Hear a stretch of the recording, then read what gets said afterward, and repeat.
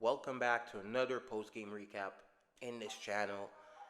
And, today, I'm going to review the game between the Ravens and the Bengals on Thursday Night Football. By the time I'm recording this, it's before NFL Sunday, so yeah, hopefully, it's probably 10 minutes before games start. So yeah, those Ravens fans, hope you enjoyed the past few days. And we're on to a no stress Sunday for our team, and especially coming off a win. The Ravens get 10 days of rest to face the Steelers, another division game, another important game. That's definitely going to be for the division lead. And the Ravens are going to have. I'm going to talk about what's coming after I review the game. So the Ravens win 35-34, a game that came down to the wire once again. A high-scoring game, a game that became high-scoring once again in the second half. A game where the Bengals were leading by double digits again in the second half. And a game that, hey, despite trailing by double digits in the second half, the Ravens still came back and won. And the Ravens complete the season sweep against the Cincinnati Bengals for the second season in a row. So Lamar Jackson and the Bengals, Lamar Jackson has swept the Bengals 3 times in his career, I think. Yeah, 3 times. Yeah, 3 times. You love to see it. You love to see it. So and fun fact though, 60% of his wins, he's now 10-1 against the Bengals. 60% of those wins came against Joe Burrow. So I don't want to hear about, oh no, the Bengals team sucked in some of these wins. Oh, the team was a dumpster fire. Well, yeah, but most of his wins were against Joe Burrow. So he sweeps Joe Burrow two times. 2 times. And in 2020, he did. Yeah, actually, wait. It's actually the 4th time. It's the 4th time. He swept Joe Burrow 3 times. But, I guess Joe Burrow didn't play the second game because it was a season finale and he was injured. But Lamar Jackson himself, he swept the Bengals 3 times, and he's now 10-1, and he's 6-1 against Joe Burrow. And Joe Burrow and Jamar Chase, once again, they had good games. They had their way. But Lamar, he just looked like the equalizer. I mean, he outplayed Joe Burrow. He again, hey. Joe's going to score 5 touchdowns. Lamar's going to score 7. But, hey, first things first, I'm going to talk about this defense. I'm going to open up about this defense, right? Zach Orr, we're in week 10. We just finished week 10. For us, For us. And this defense has not improved one bit. It has not improved one bit. I'm just going to say that. It has not improved one bit since week 1. We're still seeing penalties. We're still seeing blown coverages. We're still seeing the tight ends running butt-ass naked in the middle of the field. Not being chipped, no nothing. And we're still seeing just a 2-minute drill. This defense not being a 2-minute drill team. Not being able to make the key stop. Well, they did in the 2-point conversion, but in that drive before that, I think it was 3rd down. Make a key stop. They can't. You need your defense sometimes to make a key stop. This is easily the worst Ravens defense I've ever watched. I've been a fan since 2008. I've never seen a defense as bad. Even 2013, even 2015, even 2017. 2017 was forcing a bunch of turnovers. This year's defense is giving up yards, giving up points, and are not catching picks. I know Brendan Stevens had a pick that game. He did. That should have counted, but I'm going to get to that later. Because it should have counted. He made a play on that play. But, yeah, I mean, that's basically, yeah. But, again, we should have brought in Robert Saleh. We should have brought in Robert Saleh. He's out there in Green Bay, making their lives easier. But instead, Zach Orr decided to bring in Dean Pease. And Dean Pease was fired by us. He was fired for a reason. Oh, he was a DC for 5 years, 2012 to 2017. We fired him after 2017. Why? For the same things we're seeing with this defense. Ever since he came over, he came back over, the defense has gone worse. It has gone worse in every way, shape, or form. Why are you playing like, again, we can see the influence right there, and I don't know why. We can see that he has some say in the play calling, the scheme, everything, because we're playing a lot of zone and we're getting shredded. We're playing a lot. If we play man, like, we're much more effective playing man than we are playing zone. Then, again, bro, like, this whole staff and bring in their best friends. Dean Pease is 74 years old, dude. He's 74 years old. He was not going to fix our problems. He was not. He was not. I think it's okay to say it's like, honestly, dude, it should have stopped 3 weeks ago. But I'm going to say this, right? We should stop saying, like, trying to evaluate. The defense is what the defense is. At this point, it is what it is. It sucks. It sucks, right? It sucks. That's simple. We can't say it's only week 10. We can't. After week 5, that shit doesn't apply anymore. Or week 6. Doesn't apply anymore. So don't be saying that. Because we're going to say, oh, it's only the wild card round. And the defense can't stop a fly. So stop with that. Personnel isn't going to fix anything. The scheme is. It's on Zach Orr. We had the same defense last year, and it was a triple crown defense. So stop it. We have the same players, and we lost some role players that every team loses. So there's not really an excuse.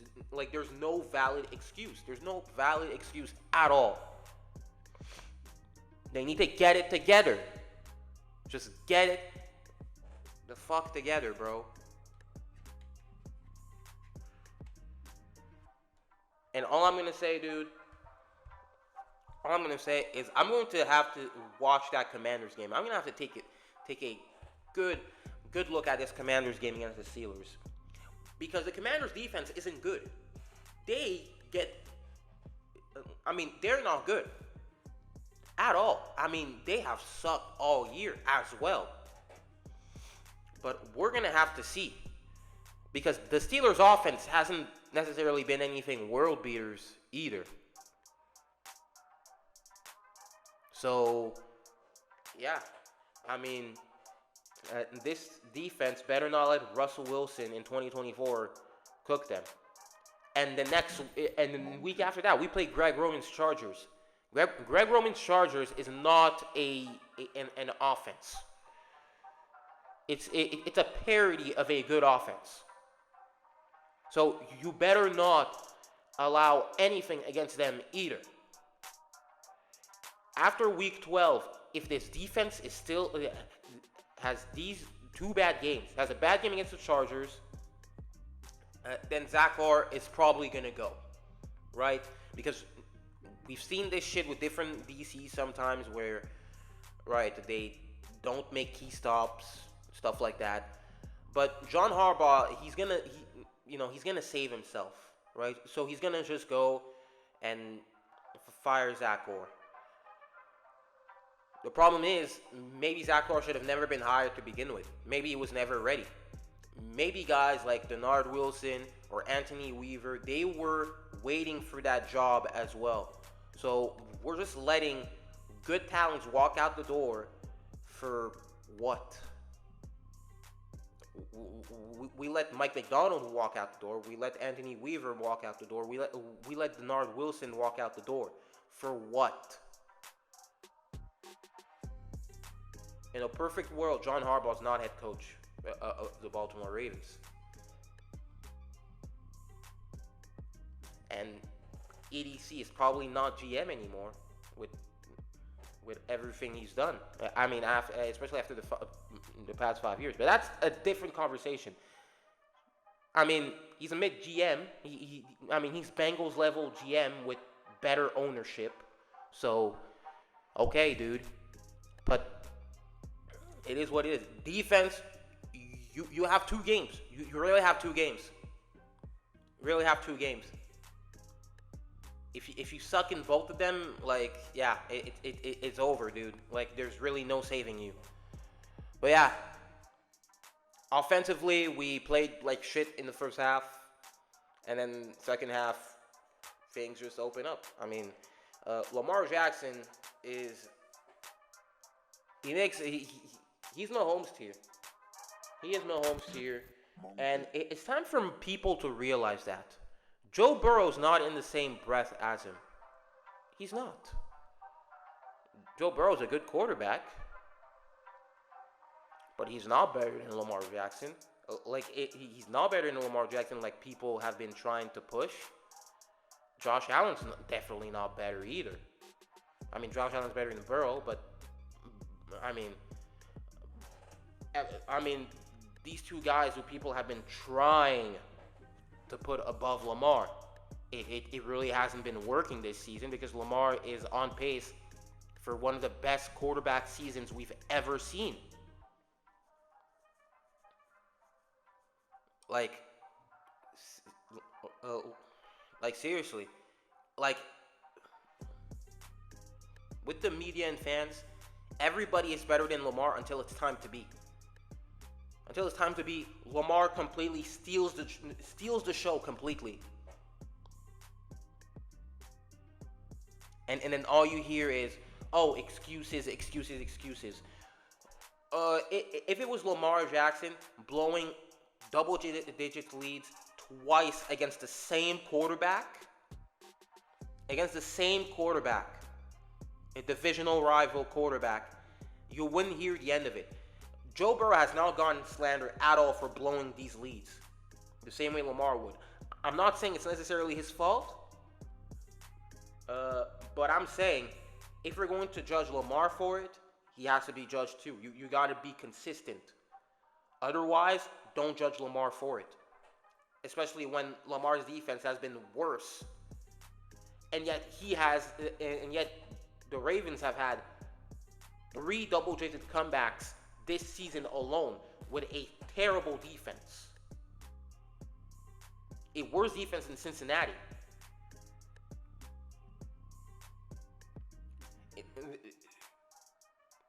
But hey, we're running an offense that really, if you make one mistake in this game, it's over for you. We come back and we never look back. It's that simple. Lamar Jackson is simply him. Lamar is simply him. And really, with this offense, I think we've seen 70% of it, basically. Because the offense could be much, much better if we actually knew what we were doing with the guards. Right? If we had, like, what? If we had Voorhees and Cleveland playing instead of McCary and Falele, we would be we would be nearly complete. But you have John Harbaugh's pride and John Harbaugh's ego. It's never gonna win. We're never gonna win over that. So it's gonna hurt us a little bit, but we're still making the best of it. Like we're still the best offense in the league, and we have an elite running back, and it's finally some help. The Shaq to his Kobe, and I mean, at receiver we don't have any world beater. Like we have, like other teams, we don't have a Jamar Chase, but we have Isaiah Flowers. Rashad Bateman, I mean, he's not consistent. I mean, he had a good game. He's not consistent from week to week because he had a bad stretch of games the past few weeks, and then he had a good stretch before that, and then he had a good game that night. I mean, he had a bad drop, but then the next play, he made up for it, which is not what we tend to see from him a lot, because it's either, hey, if he has a bad drop, you already know it's going to go that way the rest of the game. And then you have Tylan Wallace coming off the bench, he's just making plays. Like he breaking tackles, making plays that supposedly he doesn't do. I mean, he made a Jamar Chase type play. Crazy, bro. There's still so much we can do with this offense.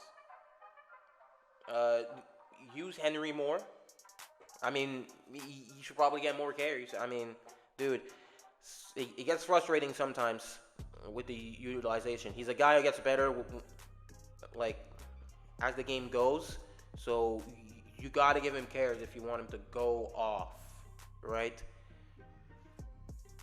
So yeah, change situation at offensive line. It's that simple. Change, because I can't imagine Falele going up against any of these defensive guys in the playoffs and him not being shit, because he's been shit this entire season. He's just gotten better, I guess, as the week goes. I mean, he's blocking one guy instead of none, but you still see plays where he blocks none. He blocks just wind. You have a lot of plays where he's not touching anybody. He's just there. I mean, he dead weight. But yeah, let's talk about the last segment. Bengals fans, you people are such scumbags. I mean, you people are so unbearable. And the media as well, so unbearable. I mean, they're trying to push dangerous narratives. It's a very dangerous narrative to push. Just because their golden boy did not win, and their golden boy season might be over depending on other games' results, because it's really the Broncos, Chargers, and Broncos, Chargers, Bengals, and Jets for the last few spots in the AFC playoffs. So yeah, I mean, I guess, but. There's no reason to be glazing that much, especially when on the other side you have a way better quarterback who's a two-time MVP, and Joe Burrow's biggest accomplishment was just throwing a ball in warm-ups, a twirly twirl, something like that, dude. But okay, I guess. But the narratives being pushed are just so nasty, dumb. Just stupid crybabies. It is really irresponsible of them. Really irresponsible, extremely. Because you're trying to tell me, because you saw in this game the penalties be called 11-3. 11-3 in favor of Cincinnati. You'd think it would be the other way around with the way the media is talking about this game officiating. So we just saw the Bengals blow a 21-7 lead as well, right? It was 21-7 at some point. 14 points.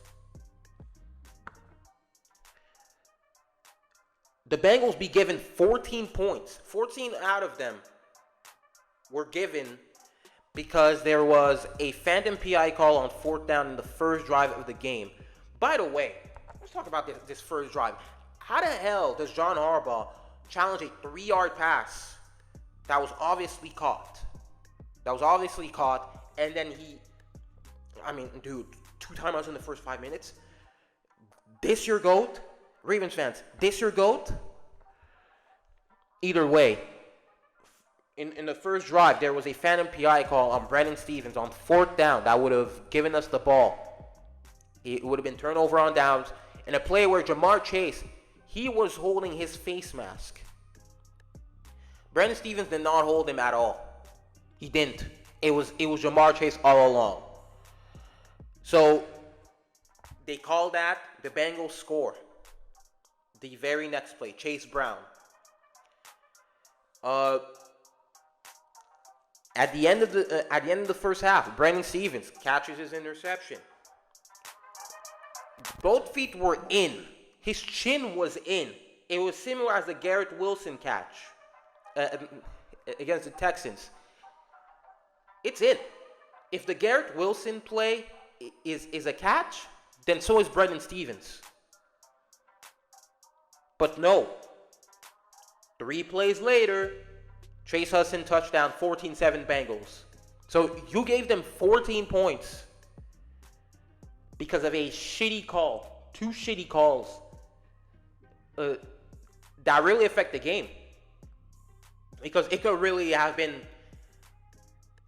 the Chase touchdown could have been just him tying the game. And then we just go up by 2 scores at some point. Like, we just go up 2 scores at some point, and then the game isn't even close. It's not. We win by 2 scores. And then at the last drive, you have Andre Yosevash on 4th and 10. 4th and 10, either they get it or the game is over. Because they had 3 incomplete passes, and it was 4th and 10. He was short.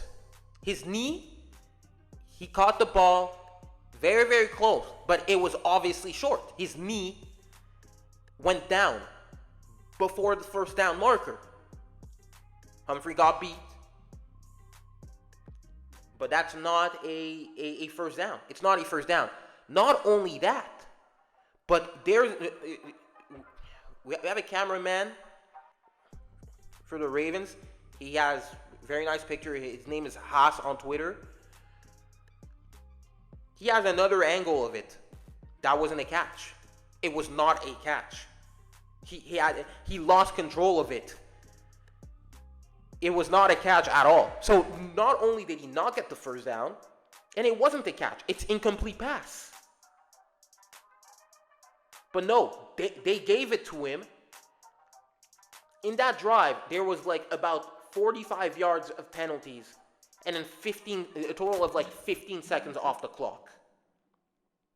So then they score, right? Then they score.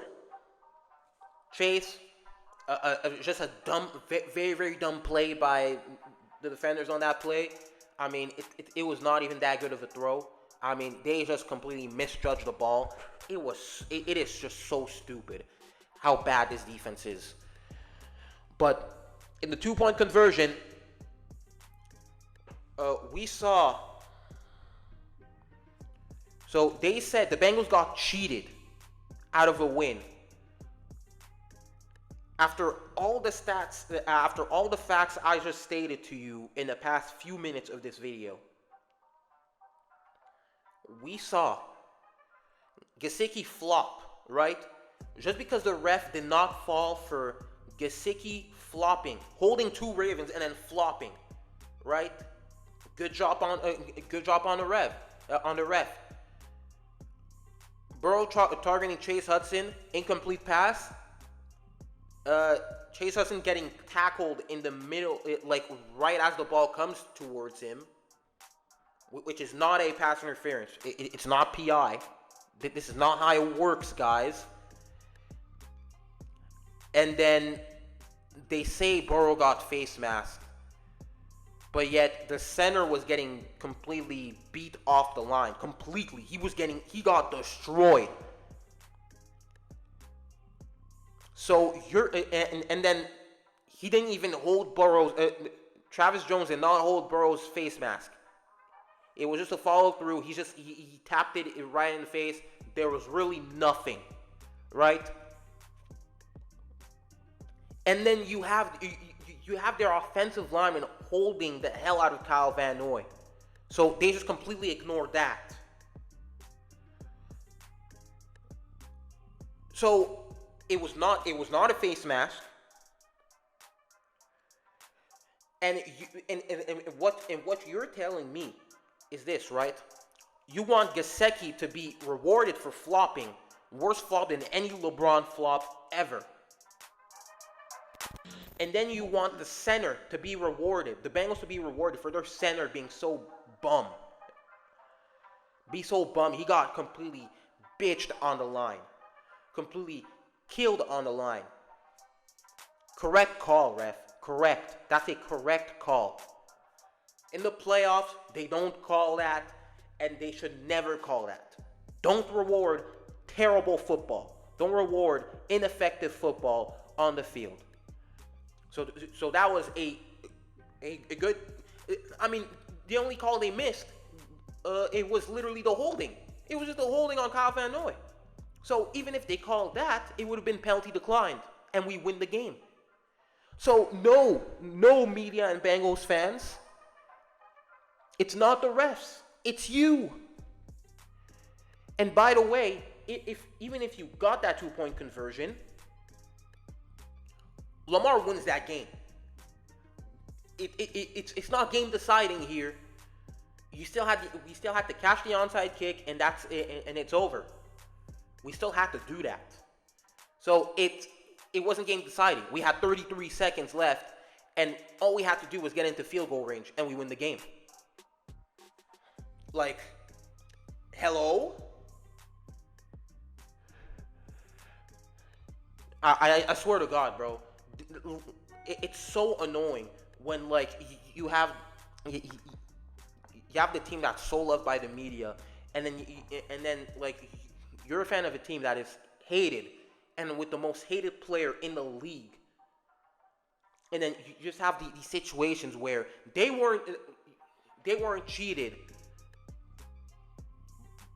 and just for the sake of it, they're saying that they were cheated. Just for the sake of it, the Bengals did not get cheated out of a dub here. They did not deserve to win this game. They didn't. Yeah, the 21.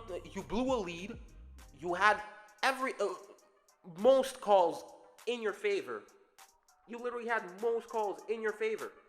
You literally had 79% of calls in your favor. So stop with that bullshit, dude. Stop. It is so toxic to see that after the game, dude. It was just so dumb. So dumb. Just complaining. You literally got all the help you need. A bad roughing the passer call in that same drive too that no one even freaking brings up. Fuck out of here, dude. So, hope you guys enjoyed. Thanks for watching. Could have been anywhere else. We chose to be here. So see you guys in the next video. Peace.